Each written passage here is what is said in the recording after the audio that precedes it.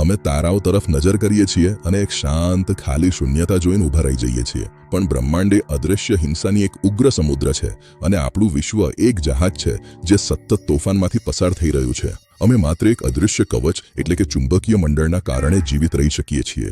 આ ગ્રહના ઊંડા યુગોના ઇતિહાસકાર તરીકે આપણા કવચને સમજવા માટે આપણને આકાશ તરફ નહીં પણ આપણા પગલા નીચે જોવું પડશે. પૃથ્વીની સપાટીના 2000 માઇલ નીચે જીઓડાયનામો છે. આ એ પીગળેલા લોખંડ અને નિકલનું મહાસાગર છે જે ભારે ગરમીમાં ઉથલપાથલ કરે છે. આ કોઈ યંત્ર નથી, આ એ પ્લાઝમા ભૌતિકશાસ્ત્રનું જીવંત શ્વાસ લેતું વિશાળ દૈત્ય છે. આની ગતિથી વિદ્યુત પ્રવાહો ઉત્પન્ન થાય છે જે આપણને રક્ષાવાળું ચુંબકીય જાળ ફેંકે છે. પણ પૃથ્વીના પથ્થરમાં છુપાયેલો ઐતિહાસિક રેકોર્ડ એક ચોંકાવનારી વાર્તા કહે છે. આ કવચ સ્થિર નથી, આ બેચેન છે. ચુંબકીય ધ્રુવો ભટકતા રહે છે, તેઓ કમજોરી પામે છે અને સમયાંતરે તેઓ પલટાઈ જાય છે. ઉત્તર દક્ષિણ બની જાય છે, દક્ષિણ ઉત્તર બની જાય છે. છેલ્લો વખત જ્યારે ધ્રુવ પલટો થયો હતો તે બ્રુનહેસ મટુયામાં પલટો હતો, લગભગ 7,80,000 વર્ષ પહેલા. ભૂગર્ભશાસ્ત્રીય રીતે કહીએ તો આપણે ઘણો સમયથી પલટાની રાહ જોઈ રહ્યા છીએ. જ્યારે આ મહાન પલટો શરૂ થાય છે ત્યારે ક્ષેત્ર માત્ર બંધ થઈ જતું નથી, હકીકત તો ઘણી વધુ અસ્તવ્યસ્ત છે. આ પરિવર્તન આપણા રક્ષણાત્મક આવરણનું ધીમે ધીમે ઉકેલાવું છે. વ્યવસ્થિત 2 ધ્રુવીય પ્રણાલી તૂટી જાય છે. અમે મુખ્ય ઢાળમાં નોંધપાત્ર કમજોરી જોઈ શકીએ છીએ, કદાચ તેની હાલની શક્તિના માત્ર 10% સુધી ઘટી જાય છે.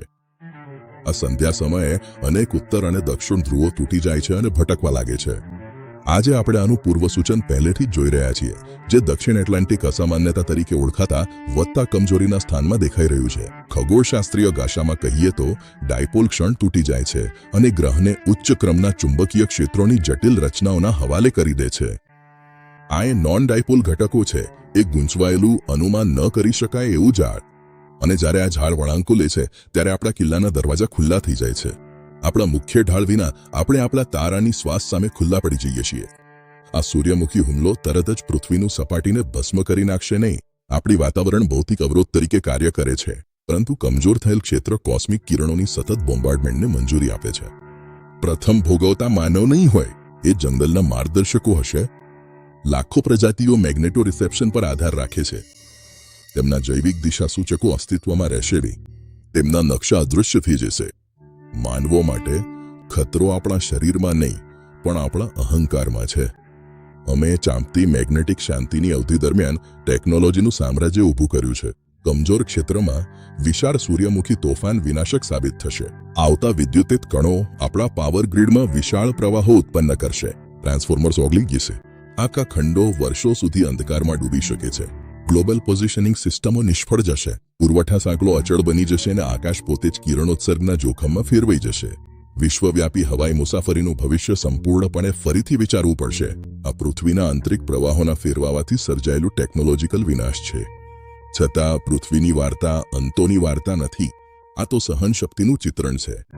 જીવાશ્મ રેકોર્ડ, જે ગ્રહના ઇતિહાસનું અંતિમ આર્કાઇવ છે, તેમાં ભૂમધ્ય રેખીય ઉલટફેર સાથે જોડાયેલી વિશાળ વિલુપ્તિઓનો કોઈ પુરાવો નથી. પૃથ્વી પરનું જીવન આવા સેંકડો ફેરવાઓને પાર કરી ચૂક્યું છે. જીવમંડળ આશ્ચર્યજનક રીતે દ્રઢપણે સ્થિર છે. જ્યારે મોટો ફેરફાર આવશે ત્યારે તે આપણા યંત્રોની નાજુકતાની કસોટી કરશે, જીવનની ટકાઉપણાની નહીં. તે આપણને અનુકૂલન કરવા અને આપણા અસ્તિત્વને સંભાળતી અજાણી શક્તિઓનો માન આપવાનો બોધ આપશે. અમે માત્ર ભ્રમના અંતનો સામનો કરી રહ્યા છીએ કે આપણે આ સક્રિય અને સતત બદલાતા પથ્થરના માલિક છીએ.